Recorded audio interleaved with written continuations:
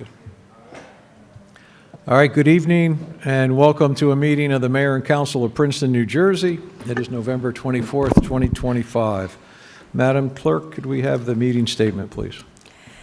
Notice of this meeting was provided in accordance with the requirements of the Open Public Meetings Act and state regulations governing public meetings, including the time, date, and location of the meeting, and clear and concise instructions to the public for accessing the meeting and making comments. In addition, the agenda and all related materials were posted electronically and made available to the public on Princeton's meeting portal in advance of the meeting. Thank you. Michelle's going to do the land acknowledgement tonight. We gather today on the land of the Lenni Lenape. As members of the Princeton community, we aspire to show appreciation, respect, and concern for all peoples and our environment. We honor the Lenape and other indigenous caretakers of these lands and waters, the elders who lived here before, the indigenous today, and the generations to come. Thank you. Could we have roll call, please? Mr. McDonald? Here. Ms. Perrone-Lambros? Here. Mr. Cohen? Here. Ms. Sachs? Here. Ms. Fraga? Here. Mr. Newland? Here. Mayor Frida? Here. All right, if you're willing and able to stand, if you'd stand and join us in the Pledge of Allegiance. I pledge allegiance to the flag of the United States of America and to the republic for which it stands, one nation, under God, indivisible, with liberty and justice for all. Thank you. First up on the agenda is approval of minutes from the July 28th, 2025 meeting. If somebody would move those. Thank you, David. Leticia's got the second. Any questions or comments on those? All right, all in favor, please say aye. Aye. I need to abstain as I was absent. Okay, that's a good point. Thank you. All right. Council announcements and/or reports. Leticia? Yes, thank you. I just have one quick announcement, and happy to report that again this year Princeton has maintained a perfect score of 100 by the Human Rights Campaign's Municipal Equality Index. It's for the 7th year in a row. And so it's something I think very proud to be of this score. We are one of few municipalities that has a perfect score. And when we first started about 7 years ago, we were in the high 80s, low 90s. And then thanks to, at the time, working with Nick DiDomicio on perfecting the score every year since, we've maintained 100. Yay. Thank you. Yay for us. Good job. Any, Michelle? Thank you. So as part of our plan to launch the new bus route, we are looking to rename both the current bus and the new bus route. So instead of the Muni bus, we want a new name. So we want to reach out to the community and just ask if you're interested and you have a name in mind to please submit it. So we're just asking the public to do that. That's it. Thank you. Thank you. What's the deadline on that? Sorry? What's the deadline? December 3rd. December 3rd. Okay, thank you. Any other council announcements or reports at this time? Okay. Chief, you're up next. Thank you, Mayor and Council. Tonight, I'll be presenting the Police Department monthly report from October. I'd like to begin with an update on our Street Smart campaign. Traffic continues to be one of the most common concerns raised by our residents, and it remains a top priority for the Police Department. As part of the grant process to acquire the Street Smart initiative, our Traffic Safety Bureau was required to demonstrate the depth of our existing outreach efforts. And these include educational pop-up tabling events throughout town, walk to school day participation, community training sessions, bike rodeos, traffic safety articles, surveys, as well as collaborative work with our municipal and community partners. During the 2-week campaign period in October, officers conducted targeted enforcement details totaling more than 52 hours of focused activity. These efforts resulted in 96 motor vehicle stops at the 5 locations identified as having the highest rates of bicycle and pedestrian-related crashes. It is important to express our appreciation to Greater Mercer TMA for their partnership, along with local businesses, Belle Journée, the Bagel Nook, and Illy Coffee at Earth's End for their support of this tremendous traffic safety initiative. And the second item I'd like to highlight involves driving while intoxicated incidents. In October, our officers made 8 DWI arrests. One of those incidents involved a motor vehicle collision in which a juvenile sustained significant injury and required hospitalization. As of today, we have already recorded 36 DWI-related incidents in 2025. It's already surpassed last year's total. The Princeton Police Department takes impaired driving extremely seriously. In fact, we have been one of the most forward-thinking agencies in New Jersey in our efforts to combat DWI. 2 years ago, we launched the Princeton PD Provide Your DD program. Rather than focusing solely on enforcement, we sought to prevent impaired driving altogether. In partnership with rideshare service Uber and funded jointly by the police department and the police union, we provided more than 900 safe rides home for our community members. Unfortunately, the funding for this program has been totally exhausted, and we are forced to suspend it. Our Traffic Safety Bureau is currently communicating with the New Jersey Division of Highway Traffic Safety, exploring potential funding opportunities, and also trying to identify other possible avenues so that we can reinstate and sustain this valuable community program. In the meantime, and with the holiday season quickly approaching, we want the public to know that the Princeton Police will have patrols out in full force on our roadways with an unwavering commitment to keeping our community safe. So with that, Council, Mayor, I'll take any questions. Thank you, Chief. Any questions for the Chief? Okay, great. Do we have any other staff reports before we go to presentations? Just to note, Mayor, that municipal offices will be closed for Thanksgiving both Thursday and Friday of this week. Okay, thank you for that. All right. Next up, a presentation on stormwater utility. Deanna?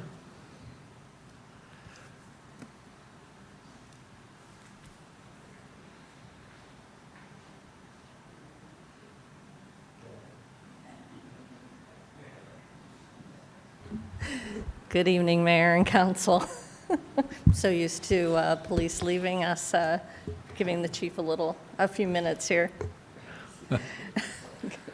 Night. Thank you for the opportunity to provide you with an update regarding Princeton's stormwater utility feasibility study. Jim Purcell and I have been leading the study for the municipality. Members of the consultant team, Princeton Hydro, WSP, are joining us on Zoom tonight as well. In 2019, New Jersey passed the enabling legislation for municipalities to create stormwater utilities. Princeton started its 4-phase feasibility study in 2022 and completed phase 1 in 2023. We are now completing phase 2 and seek council support to move to phase 3. In phase 3, we will be finalizing the programming, annual budget, user fee, and credit policies. While we were one of the first municipalities in New Jersey to undertake the study, at least 4 municipalities have created stormwater utilities, and those include Raritan Township, Maplewood, New Brunswick, and Carlstadt. Why would Princeton want to consider a stormwater utility? The increasing requirements of the municipal MS4 stormwater permit are overextending Princeton's existing staff and resources. Earlier this year, we were audited by the NJDEP, and the results definitely support that we function in a reactive mode. Between DPW, sewer, and engineering, we mobilized 5 to 15 staff at various times over the last 6 months to conduct inspections, make repairs, and prepare the required documentation. Additionally, we have aging and undersized infrastructure, which is subjected to higher runoff due to extreme weather events. As a result, we have a list of major capital projects to replace culverts and other stormwater facilities to address flooding issues. Currently, the stormwater program is financed by property owners through property taxes. A utility will allow us to recognize stormwater as a municipal service similar to sanitary sewer or solid waste. In a utility, those that create the demand for the infrastructure, like pipes, are responsible to fund them. A user-based program and rate structure spreads the costs more equitably than relying on the tax base. The only exempt groups in a utility are certain agricultural uses. It also creates a stable revenue source for long-term financial planning.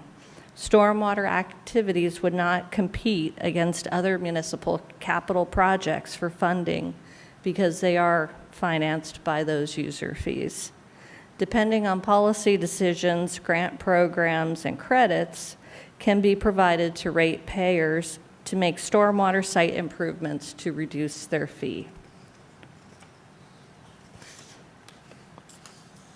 So as a recap, the work in Phase 1 focused on documenting the current resources expended to address stormwater, noting that not enough is being done to meet our stormwater permit requirements. This was, as I noted, reinforced by our audit. The consultant also completed an initial analysis of the impervious surface on 360 residential properties in Princeton. As the user fees are based on equivalent residential units, or ERUs, the consultant has created a database for impervious surface on all properties, and the fee and billing structures will be finalized as part of Phase 3. The consultant's work in Phase 2 focused on preparation of level of service option analyses to meet all of the MS4 stormwater permit requirements and to finance needed capital projects. Various scenarios have been prepared in order to evaluate the potential magnitude of the budget and thereby the user fees needed to fund it. Potential credit policies have also been prepared to define how much revenue may be offset by credits issued. The focus group that was created in Phase 1, which is made up of a cross-section of business owners, school representatives, residential property owners, and other groups in town, remained active in our Phase 2. We held 6 meetings with them in the course of Phase 2 to test the public's opinion on the policies and scenarios. Feedback from stakeholders was also solicited in 8 individual stakeholder meetings. These efforts refined the program, policy, and rate options to formulate a draft rate model and impact analysis. So looking ahead, the next 3 slides will provide more detail on the Phase 2 deliverables. On this slide, it is important to note that the focus group prioritized planning, transitioning to a proactive approach, cooperating regionally, and being accountable and transparent. In the cost modeling, a 10-year projection is used. In Phase 3, this cost model will be refined as decisions are made regarding level of service, resource enhancement, and credit policies. Feedback and direction will be required from council to right-size the model. Credits are another item to be refined in Phase 3. New Jersey stormwater legislation requires that credits be offered by a stormwater utility. These credits provide an incentive for ratepayers to reduce but not eliminate their fee by making measurable site improvements. In Phase 2, the focus group discussed what qualifies a ratepayer for a credit and support providing 3 levels of partial fee reductions. So with the completion of Phase 2, we seek council support to move into Phase 3 of the feasibility study. This is not a decision to implement a stormwater utility. It is a decision to continue to refine the program, policies, and budget that would be the basis of a utility. Public engagement and council engagement will be critical in this next phase to formulate these items in a transparent and accountable fashion. This slide provides the questions that will be answered in Phase 3. Our consultant team of Princeton Hydro WSP is providing a proposal for these Phase 3 services, and we anticipate providing it to council in the next month or so. So then, at the end of Phase 3, council will be given the decision to implement a utility. If the answer is yes, then an ordinance will be introduced and adopted to create the utility. If the answer is no, then we have the information that's been gathered through the process, and it can be revisited at a later date. So with that, one more slide. This concludes our presentation. Jim, myself, and Princeton Hydro WSP can answer any questions that you may have. And we, again, ask for your support to move ahead to Phase 3. Thank you. Thanks, Deanna. Are there questions up here? David? Thank you for that good presentation. In the executive summary, there was a sentence that caught my attention. It said that quite possibly the reason that we're in this position is that we are reactive rather than proactive. Can you talk a little bit about that?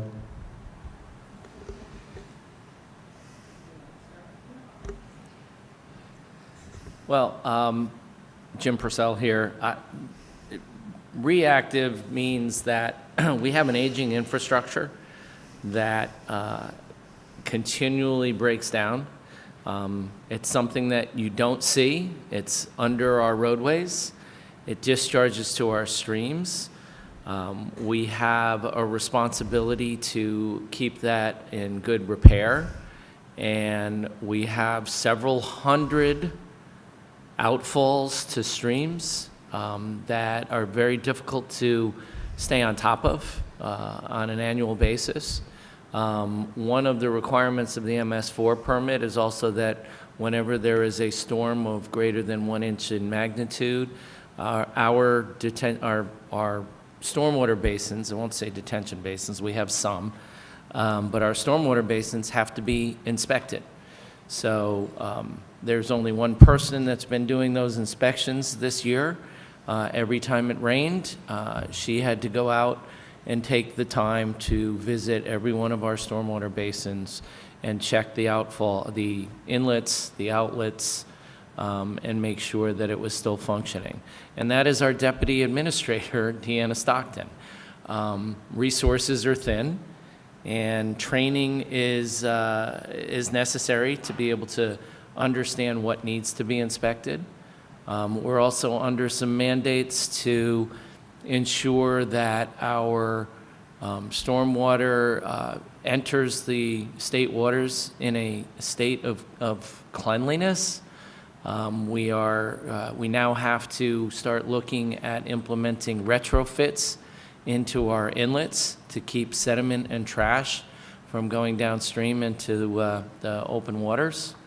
I could probably go on and on, Deanna. Yeah, part of it too is, we don't have staff either on the engineering side or on the public works side who is, that this encompasses all of their duties. We all do, 50 other things, and especially now with some staffing shortages we have in engineering. So to be able to transition to a proactive position where we program and schedule these trainings and these inspections and these cleanings, we just haven't been able to get there. And so having a utility with the user fees, we have the opportunity to look at how we approach that system and determine if there is a better way to do that with, shifting of resources or staff augmentation from consultants, whatever it may be. I just want to say thank you for that comprehensive report. And I just want to add on that being proactive as opposed to reactive is an all-encompassing question. And I wanted to give you the opportunity to answer that question, but I think proactively, we have some additional work to do. I'll just leave it at that. Thank you. Thanks. Not so much, well, I'm very in favor of moving ahead with phase 3 of the study. However, I'm curious, has council had a chance to see the phase 2 work product? And if not, at what point will we have the chance to see that to support our decision in that regard to move ahead with phase 3? We do not have one single document like we did in phase 1 that encompasses the deliverables and work products. Certain members of council have seen components of it. Like me. But like what we talked about, like the level of service, it's a spreadsheet where it lays out many different scenarios. The cost model is an interactive spreadsheet where, depending on the inputs that you change, you'll get different feedback on, what the budget needs to be and what user fees need to be. So in a sense, those are all still working documents that will be further refined as we go through phase 3. But no, we have not shared throughout council all of those documents. But we're not expecting to have a single document sort of close out of phase 2 deliverable from the consultants? I will get back to you on that. I don't know if any of our consultants are on Zoom right now, but they might be able to answer that question. Unfortunately, I don't have Zoom on my computer. Any hands raised in the Zoom world for us? Jamie's got it. Yeah. Jamie or Elizabeth? Jamie's hands is up. Okay. Hey, Adam, if you could bring Jamie in.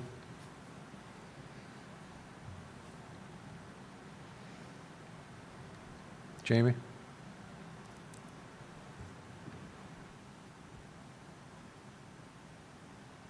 Feinstein from Princeton Hydro. Can you hear me okay? Yes, thank you.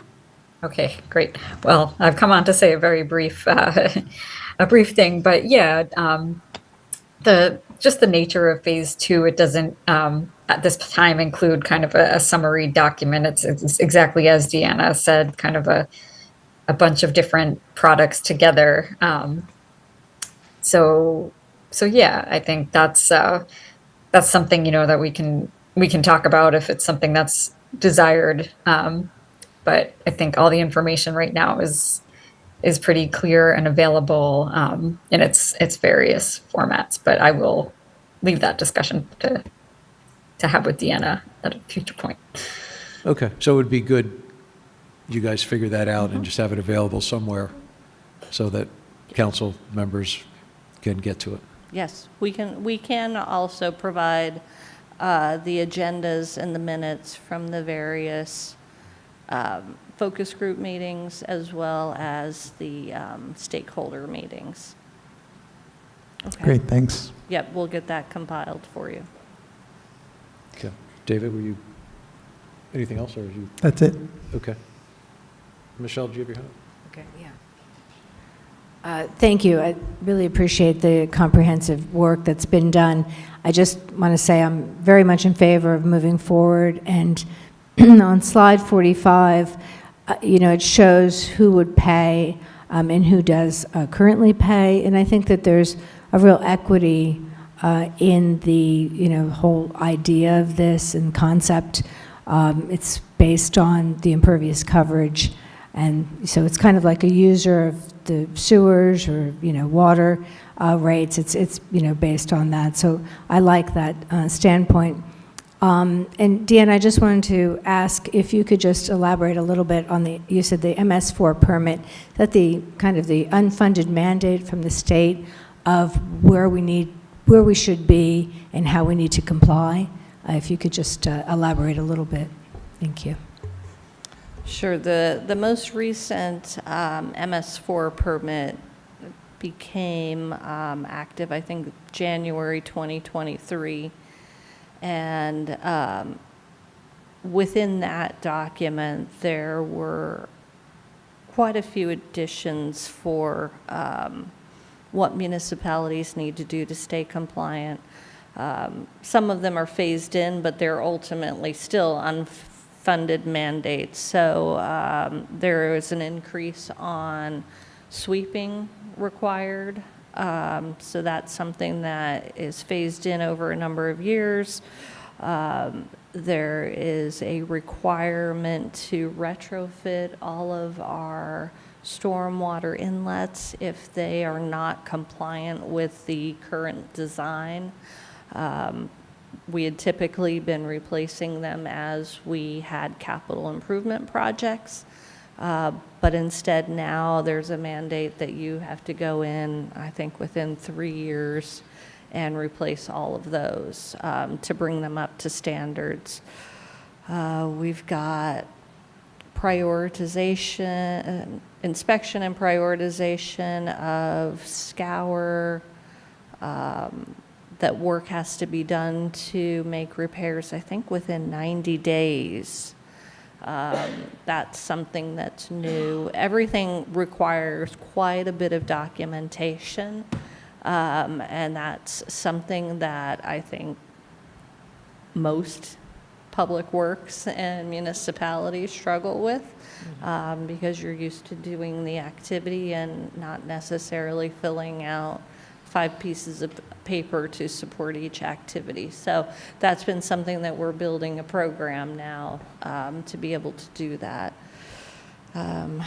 Jim is helping me remember. The watershed improvement plan, that's a big one, where by the end of this year we need to have an inventory report submitted. Next year, we have to, and then within the next year, put together a proposed program and hold public meetings as to how we can improve water quality, because this is mainly a function of water quality. And then I think a year after that, the third phase of that program is to, I think, kind of program out when we can do projects to improve water quality. So it's quite extensive. It is, and it's capital improvements, investment, as well as a lot of staff time. Correct. Which kind of will segue into our next conversation after this, but it's very much a large undertaking. So not only what we want to do and need to do on a regular basis, but now we have to do it. So in order to comply. Thank you. Okay. Other questions or comments? Yeah. So I just want to break it down very simply for the public who are watching and are just want to cut to the chase. So basically there's climate change. It creates issues related to stormwater mitigation in our town. The state has imposed mandates, which, as Michelle pointed out, are unfunded. Right now, in order to stay afloat, literally, in Princeton, the tax burden is borne disproportionately by the residential homeowners. And this really is an equitable approach. The sooner, the better, so that we can spread it out equitably. And I have to give a huge shout out to Deanna and Jim and everyone who was involved with the working group, because they managed to bring along some of the entities in our town who have not paid as much, and to get them to understand how essential this is for us. And we really appreciate your bringing this along so that, you know, everyone understands that it's an imperative. You know, tax exempt entities, commercial entities, and I just want to say that I particularly appreciate the creative approach to taxing, because I noticed at the end that you are going to be taxing the dead in Princeton, cemeteries and graveyards. I like that approach. It's a new one. So. It's a fee, not a tax. Fee. We've heard about death taxes before, but not in this context. Leticia? I just want to thank Deanna for that great presentation, and thank you, Mia, for summarizing it. For one, too, I'm in favor of moving forward to phase 3. 2 questions.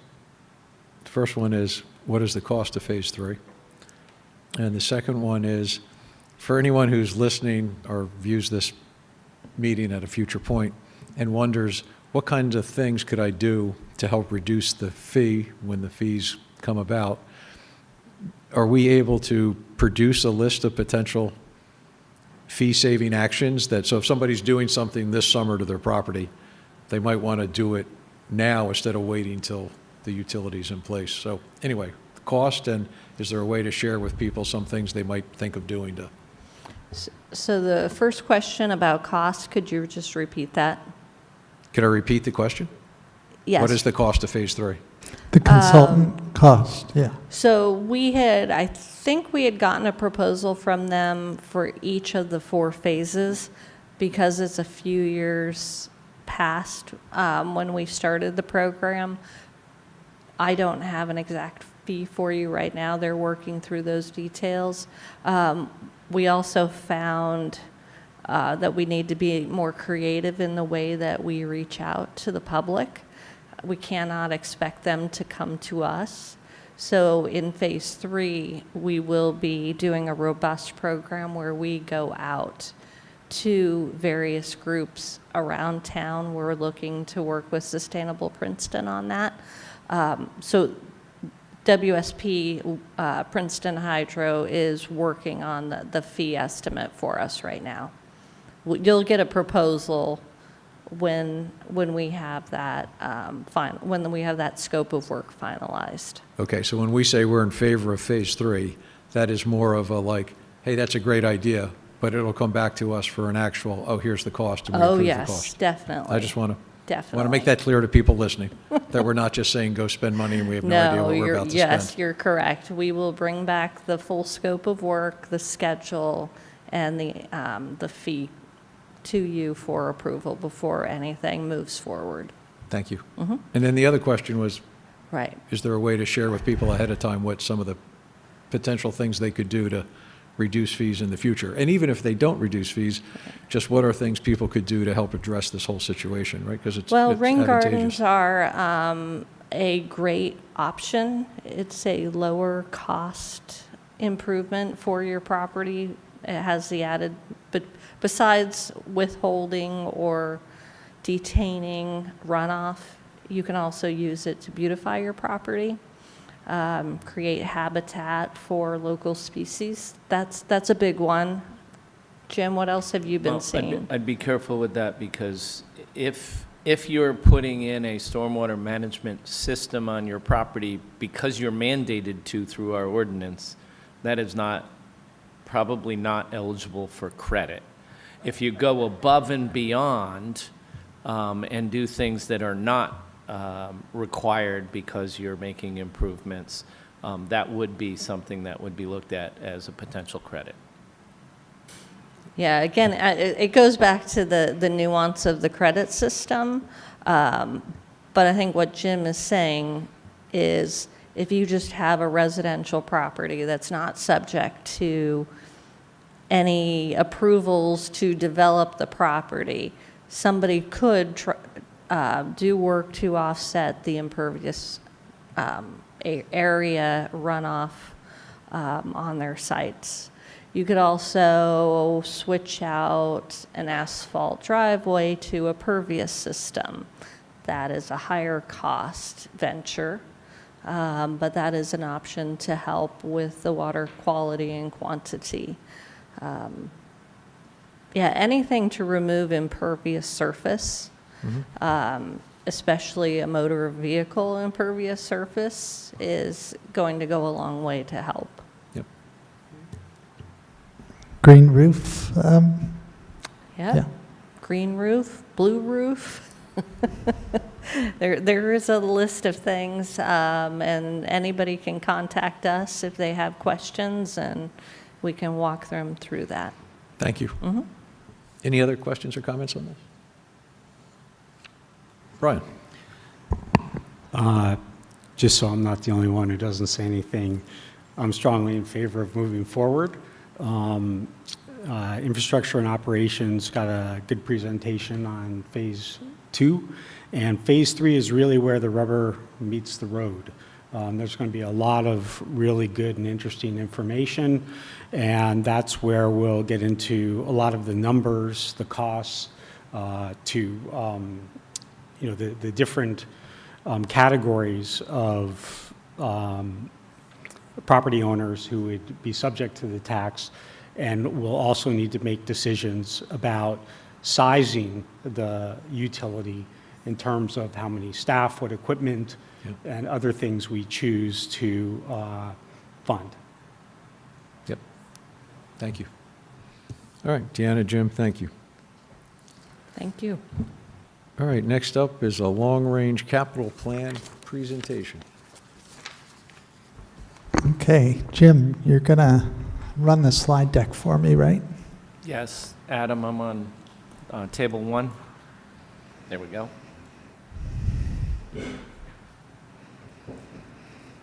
Okay, you can advance to slide 2.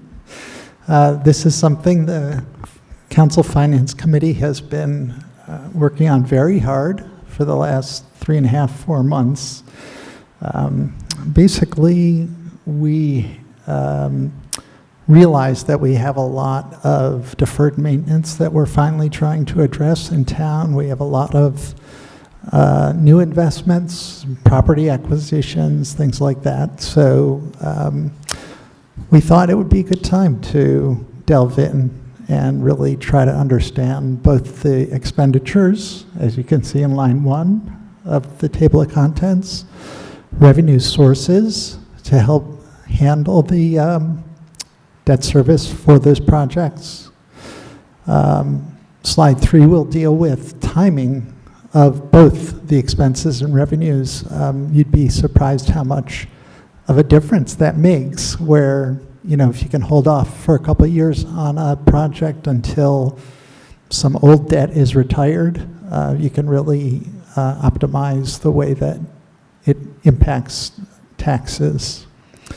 Interaction with the operating budget is really important, not just because the interest payments wind up in the operating budget, but also because we have to understand what kinds of tax increases may be needed in the operating budget, and try to take that into account as we decide what's acceptable on the capital side. There are a lot of external factors which we just can't predict that we have not included in our analysis yet, but at least we'll identify them for you when we get to that slide. And finally, we'll tell you what the next steps are going forward. Okay, so the major capital expenses, and these include both current capital obligations, but also anticipated ones. We have our roads, which require regular maintenance. We have a number of streetscape projects to improve pedestrian and bicycle accommodations. People are aware of the new bike lanes that have gone in on Harrison, North Harrison, but there are other improvements that are anticipated for the Harrison corridor. We have been studying the Hamilton-Wiggins corridor, Route 27, which is Nassau Street, all up and down the length. And there are some other projects that are being considered for the Great Road and Elm Road. In addition to those road projects, we have our property acquisitions. The Westminster Choir College was a significant expense for the municipality, and we've also preserved a lot of open space in recent years, and there's a lot of private donations that are going to be offsetting some of those costs, but not all of them, so the municipality does have some responsibility there. Buildings. There's a major addition and renovation to the firehouse, which has been planned for years and is finally in the I should say it's been anticipated for years and is finally in the planning stages. Our poor public works staff have been living in a trailer on John Street for, well, as long as I can remember.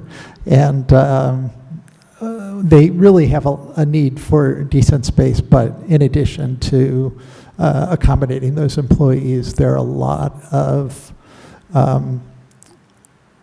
spaces like, you know, our parking meter workshop and our sign workshop. A lot of little spaces that people aren't even aware exist, but which need to be consolidated for various reasons. And so we're planning a new facility out at River Road for all those uses. And then the new property that we've acquired at Westminster, those buildings need some TLC. Stormwater infrastructures and improvements relates to the presentation we just heard. So a lot of things having to do with best practices for managing stormwater these days are considered to be green infrastructure. Those can happen in the roadways.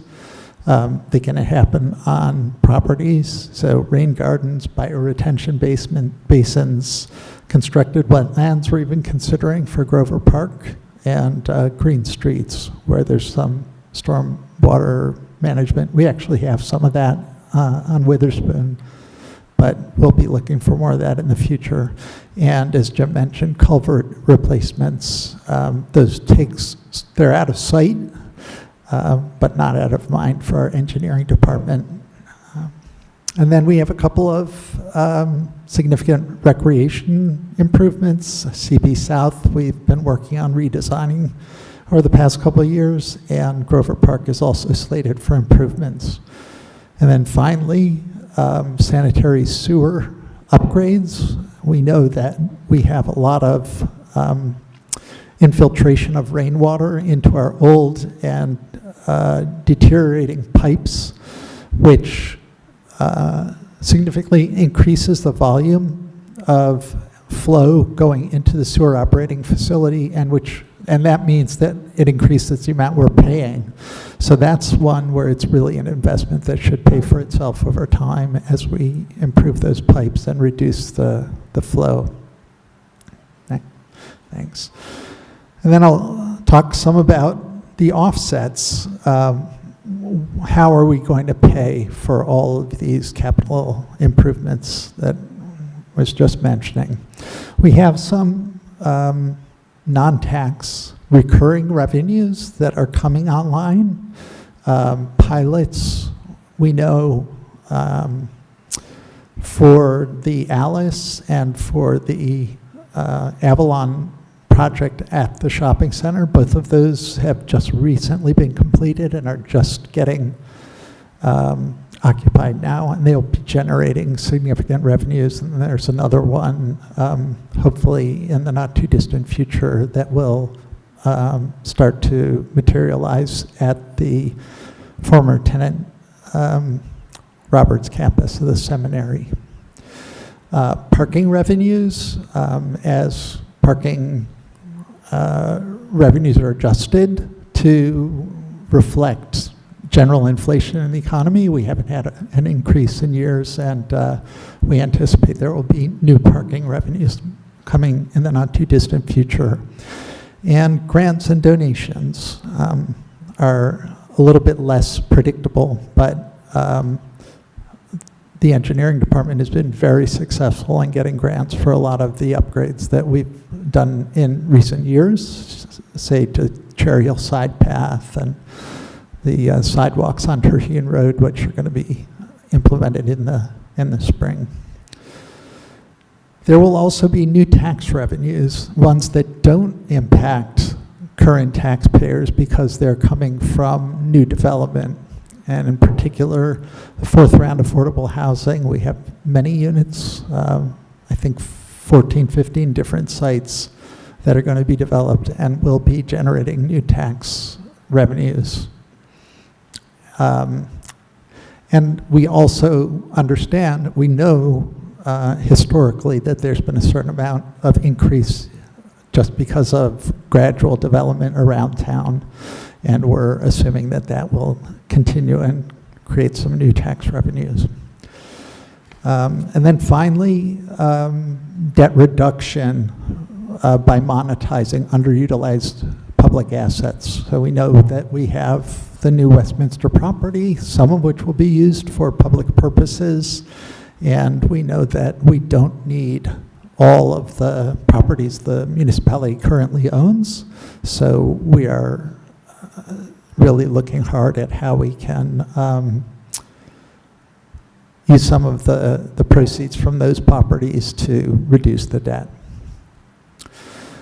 I'm also going to talk a little bit about offsets for increases to the operating budget, because as I mentioned on the first slide, these things really, although we talk about them separately, it's impossible to tease them out entirely. So we need to be aware that we have, we need to be aware that we have a lot of potential increases, unusual increases to the operating budget, and we've reserved certain new revenues to help to ease those increases. So we have new hotel taxes that are coming in from the Graduate Hotel. We have revenues from short-term rentals, which we're beginning to regulate, and will be generating a similar occupancy tax to the hotels. We have reverse tax appeals, where our tax professionals identify certain commercial properties as sort of underpaying their taxes, and so they file what's called a reverse tax appeal to go through a process of ensuring that those properties are assessed accurately, and we get additional revenues from that. Also, the pilots that we've negotiated with the developers that were noted in line 1 above are, as the properties are becoming occupied, we're seeing that the revenues from those pilots are exceeding what the estimates were. So we've taken any increase in the pilots above what was estimated and reserving that for operating budget increases.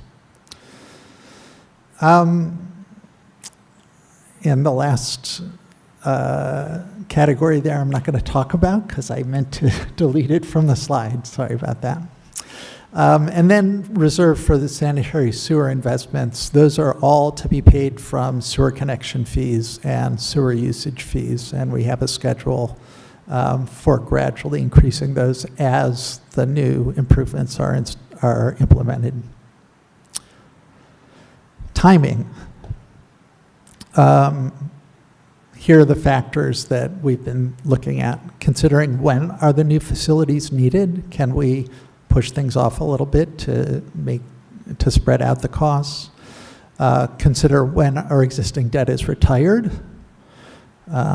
considering staff capacity to implement ongoing maintenance activities. So we know historically we tend to be optimistic about how much we can actually get done in a given year, and we're trying in terms of road repaving and things like that, and we're trying to be more realistic about that going forward. Timing for the new revenue sources coming online. We anticipate all those revenue sources I mentioned on previous slide, but we know they won't all materialize at once. So we're trying to be responsible about understanding when they will become available. Similarly, for selling or renting underutilized public assets. Timing for repayment of the open space acquisition costs. As I mentioned before, we spent a lot of money to preserve a lot of acres, almost 240, 230 acres of new open space over the last few years. A lot of that was pledged to be paid for by private donors, and we're receiving those donations over time, so that will reduce our debt. And then lastly, when we're not sure how long the debt from any particular investment will last, we typically use notes to finance that. Those are interest-only financial instruments. But once we know how much debt will remain on the books an extended way, we roll those notes over to bonds, for which we have to pay principal and interest. So that affects the annual carrying costs. Next. Okay. Then this just a little bit more about the interactions with the operating budget. I don't think I need to go into this detail because I think I've already, so the stressors on the operating budget include things like adding career firefighters, skyrocketing health insurance premiums, loss of federal funding for certain types of programs, climate change related costs, and the Westminster campus operating expenses. So there's just a few examples of the stressors that we're anticipating for the operating budget. And that's why we have reserved certain new streams of revenue for the operating budget instead of allocating them all to capital. And here's just a list of external factors which we really can't anticipate at this time, which should have in all these cases have a positive impact on the debt. So the availability of open space funds, again, we have some open space debt that is being financed through open space taxes, which should be freed up when those donations are repaid. We're not sure exactly what the impact of the potential stormwater utility is, but we do know that more community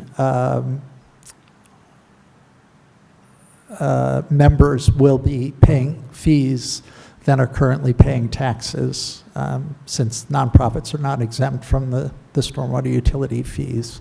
So it's hard to project, especially because we don't have the final plan for the utility yet, but we know that will somehow impact all of our projections.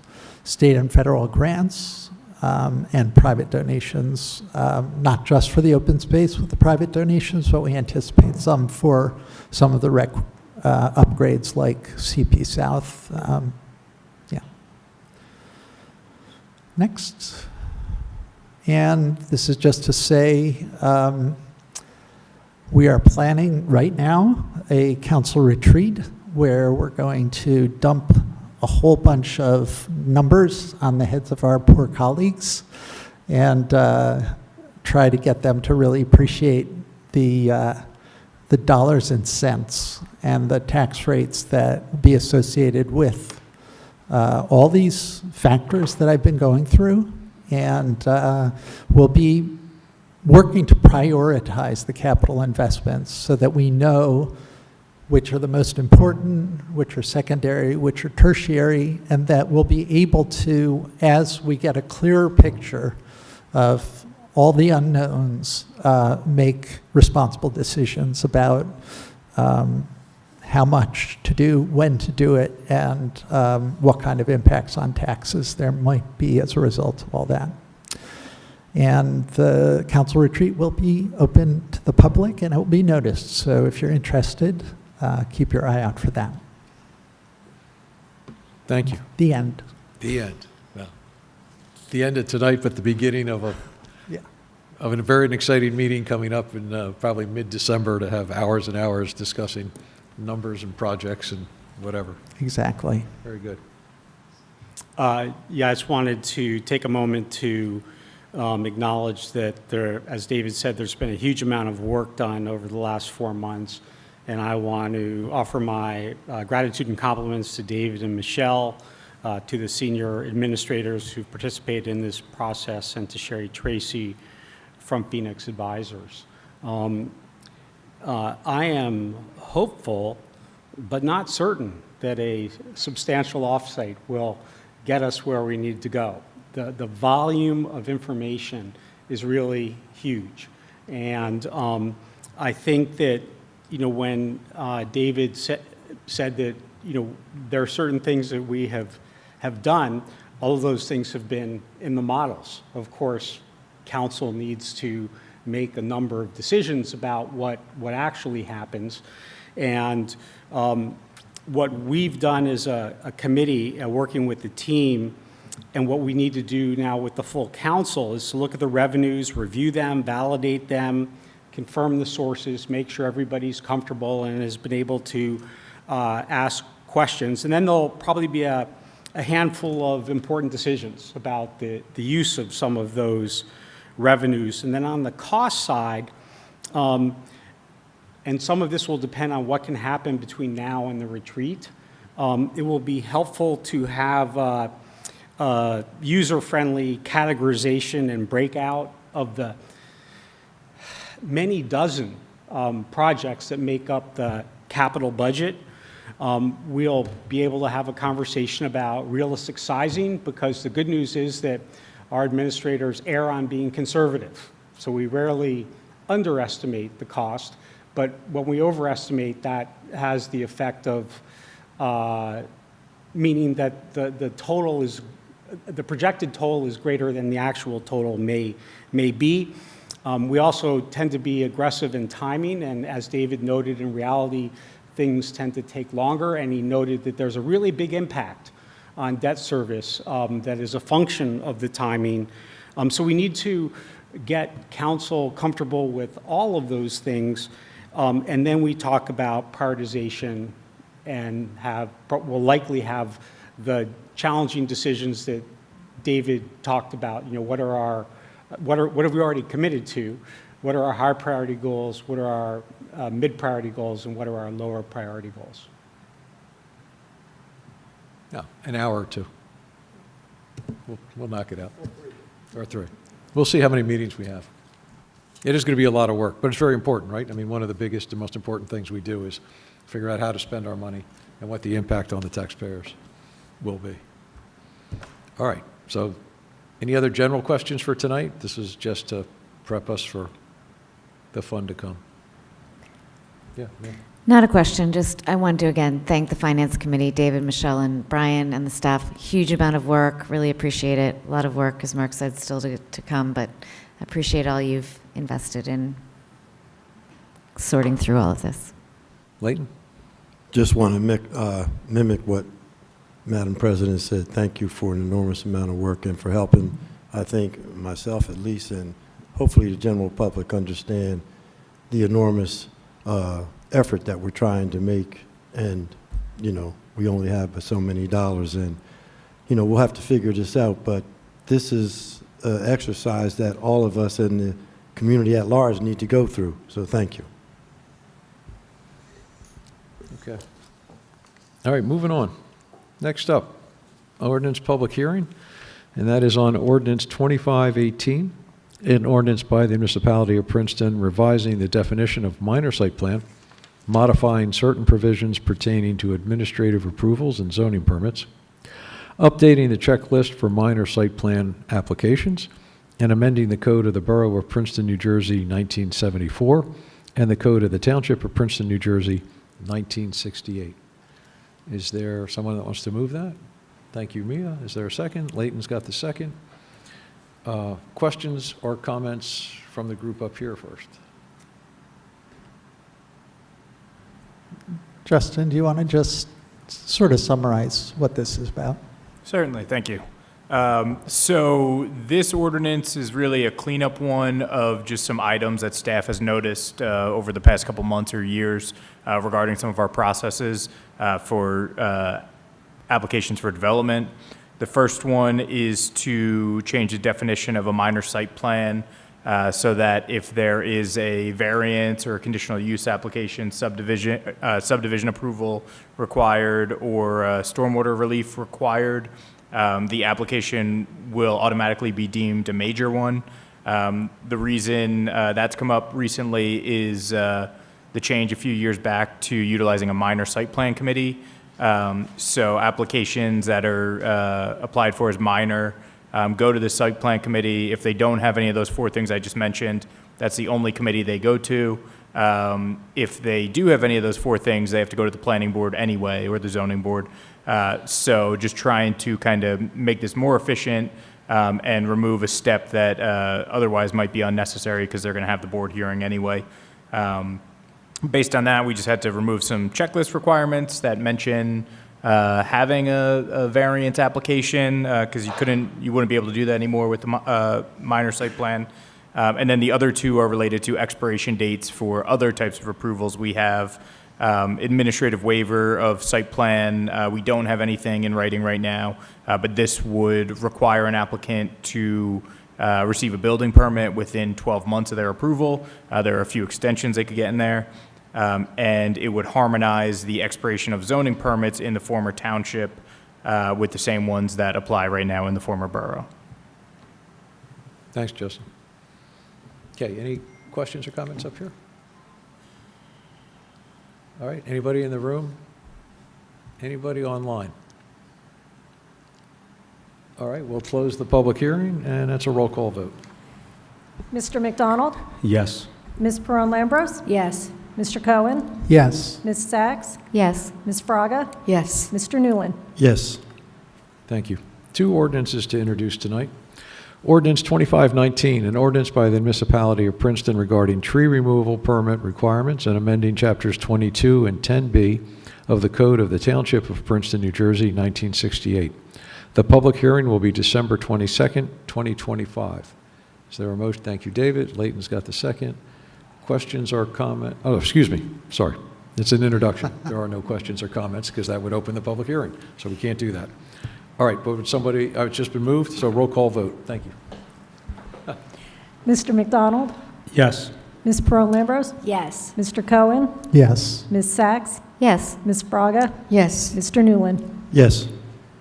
Okay, ordinance 2520, an ordinance by the municipality of Princeton regulating short-term rentals, imposing an occupancy tax on transient accommodations, and amending chapters 15A and 16 of the Code of the Borough of Princeton, New Jersey, 1974. The public hearing, December 8th, 2025. So Leighton's got the motion, and Leticia's got the second, and another roll call vote. Mr. McDonald? Yes. Ms. Peron-Lambros? Yes. Mr. Cohen? Yes. Ms. Sachs? Yes. Ms. Fraga? Yes. Mr. Newland? Yes.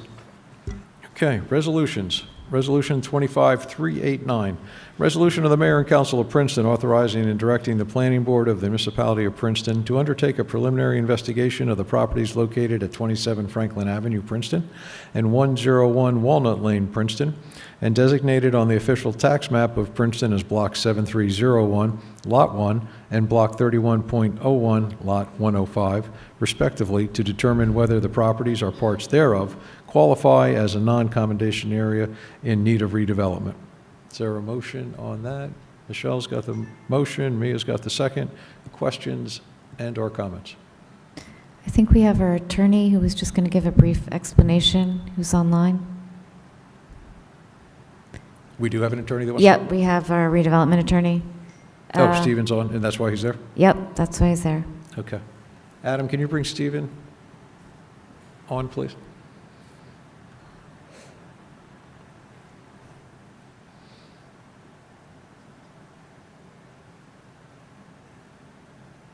Hello, can you hear me? Yeah, we can, Steve. Okay. I don't know how to turn my video on, but as long as you can hear me, that's fine. Good evening, everyone. You have before you two companion resolutions in connection with the Westminster site. As everyone will recall, the municipality acquired those properties last year or earlier this year, and have undertaken since then a comprehensive process to begin the planning and design future for the site. You'll also recall when it was taken for public purposes, primarily for art, education, cultural, and those sorts of uses. Topology has been engaged. The public heard a presentation from Chris Coley last public meeting regarding the progress. These resolutions are being presented for council consideration in connection with the next step of that planning process, which is to determine whether or not these properties qualify under the New Jersey Local Redevelopment and Housing Law as an area that can be designated. And the reason for that at this juncture is to help inform what tools are available to the municipality as we continue that planning process. This investigation will determine only whether the properties qualify for those tools, not whether or not those tools are going to be utilized, which can only come in the form of a redevelopment plan, which would be the next step if this property were to be so designated and a redevelopment plan were to be determined to be the best course of action. But this does provide the information necessary to help inform that planning process. Now, if it is designated, the tools that would be available are significant in the sense that a municipality, as the owner of the property, can leverage in terms of partnerships with municipalities, in terms of clearing of roadway networks, including taking advantage of various partnership opportunities. That could include, for example, because it's the one most known to the council and to the public, the McCarter Theater, which recently applied for a New Jersey EDA grant through their CAFE program, which is interested in using the property. This designation, if it were to be determined does qualify, would go towards assisting the planning of that without affecting other areas within the same zoning district. And that's the key here. This is just an investigation. This is just to tee up what is available in the future. And if a redevelopment plan were to be proposed, it would have to go through the entire process as set forth in the redevelopment law, which would include the planning board action and an ordinance by the municipality. So this is just the first step in investigating the property. I know there have been questions, and there may be questions as to why a municipality would need to do this for property that it owns. And that's simply because that's what the law provides. And in fact, if you look at Section 5 of the redevelopment law, it specifically contemplates just this, municipalities redeveloping their own properties. And there's several criteria designed specifically for this circumstance where municipalities are going to take control of their properties and redevelop it if the tools are so available. So I'm available to answer any potential questions that the council has on this. Thank you. Are there any questions for Steve? Okay. Any other questions at all or comments on this before we vote? Cool. All in favor, please say aye. Aye. Okay. Steve, don't go away. We'll do the other one. Resolution 25-390, resolution of the Mayor and Council of the Municipality of Princeton authorizing the award of a professional services agreement to Topology, NJ LLC, for planning services in connection with a preliminary investigation pursuant to the Local Redevelopment and Housing Law, NJSA 48-12A-1, for an amount not to exceed $21,000. Mia has the motion. Is there a second? Thank you, David. Questions or comments? All right, all in favor, say aye. Aye. Steve, thank you very much. Next up, Resolution 25-391, resolution of the Mayor and Council authorizing the award of a bid contract to J. Fletcher Creamer and Son, Inc.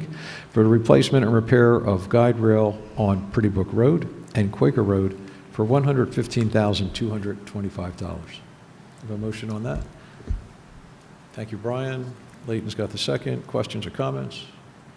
All in favor, please say aye. Aye. Resolution 25392, a resolution of the Mayor and Council of Princeton in support of speed limit revisions on Route NJ 27 within the municipality of Princeton.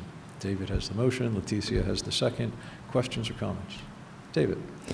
Yeah, I just want to comment that this resolution is in response to a letter we received from New Jersey DOT indicating they had studied this question and had come to the conclusion that the speed limit reduction makes sense.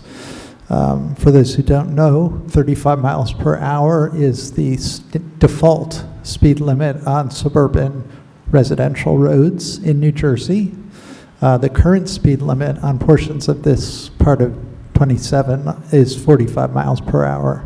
So essentially, and we know that there are, regularly spaced residential properties along this section of 27. So the Traffic Safety Committee was really pleasantly delighted to hear that DOT was in favor of the limit reduction and wanted to recommend it enthusiastically to council. Brian. Just to second what David said, I'm really grateful for the case that our staff made to,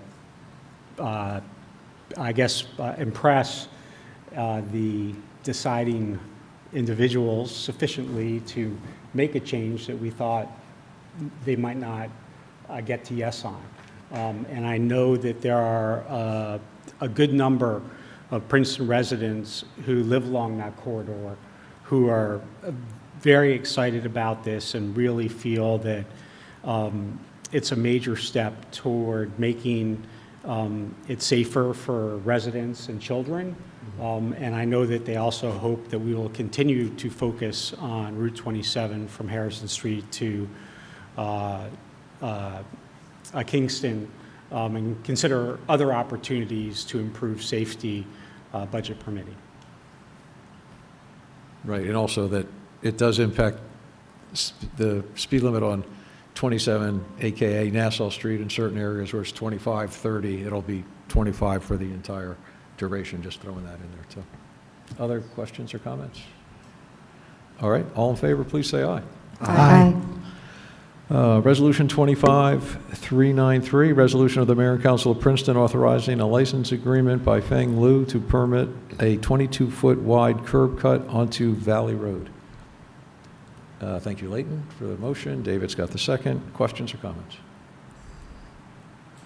All right, seeing none. All in favor, say aye. Aye. Aye. There you go. Thank you. I'm sorry. That's right, $1. It's a bargain. Yes, it is. Okay, next up, Resolution 25394, resolution of the Mayor and Council of the Municipality of Princeton authorizing an increase of $40,289.80 to the not-to-exceed amount for the contract with IPS Group, Inc. for parking meter charges utilizing Omnia Partners National Cooperative Purchasing Contract CW 18653 for a new not-to-exceed amount of $200,289.80. Thank you, Layton. Michelle's got the second. Questions or comments? This is all for various parts and pieces and real exciting stuff. Yeah, all right. All in favor, say aye. Aye. Resolution 25395, resolution of the Mayor and Council of Princeton to apply for and obtain a grant from the New Jersey Department of Community Affairs for $810,000 towards a sewer rehabilitation project. Michelle's got the motion. Brian's got the second. Questions or comments? All in favor, please say aye. Aye. Resolution 25396, resolution of the Mayor and Council of Princeton authorizing block 7401, lot 1.013 of the Princeton tax map to be added to the Princeton tax exemption list. Is there a motion on that?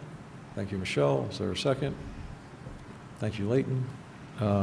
Questions or comments? Can we have a brief explanation? I'm sorry. Explanation? Yeah, did you want to give that, or you asking? No, I have no idea. If there was a memo in the, I missed it. This is the Avalon property, taking it off the tax map since it's covered by a pilot, isn't it? Exactly. No, Yeah. Yeah. well, it's, Yeah. The it's, Avalon on Harrison, sorry. It's- Right, yeah. because they're on a pilot, they have to be tax exempt. Yes, to take off. Got it. Okay. Okay, good question, thank you. Any other questions or comments? All in favor, please say aye. Aye. Consent agenda is next. Thank you, Leticia. Is there a second? Thank you, Brian. All in favor, say aye. Aye. David, I move to adjourn. is there a second? Thank you, Brian. There, the I'm sorry. public comment? Oh, my gosh, I'm sorry. Oh, it's I on didn't the turn next the page. page, yeah. Thank you. Yeah, hold that motion, David. What are you doing jumping in like that? I don't know what I was thinking. Should know better when I ask you not to listen to me. Public comments for items not on the agenda? Anybody in the room or online that wanted to bring up anything that was not on the agenda? All right, seeing none, I will now accept David's motion, and someone, I forgot who seconded it? Leighton did, thank you. All in favor, say aye. Aye. Aye. And now we are done. Thank you very much. Thanks for being here. I want to wish everyone a safe and happy Thanksgiving with your families. Thank To you you very much. too. Happy Thanksgiving, everybody.